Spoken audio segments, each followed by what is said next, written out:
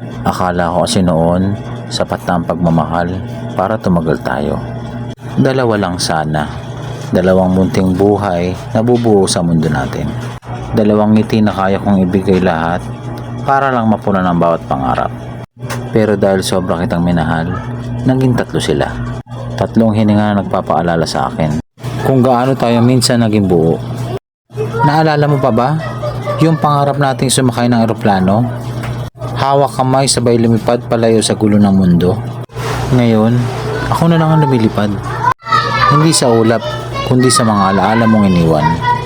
Akala ko walang hangganan ng habang buhay. Pero tulad ng paglipas ng araw, pati tayo unti-unting nagdilim. Tatlo ang naging bunga ng pag-ibig natin. Pero ako na lang ang natira sa hardin ng mga alaala. Ang sakit. Hindi ko alam kung dapat kong ipagpasalamat na minahal mo ako ng totoo o ipagluksa na hindi mo na ako mahal ngayon.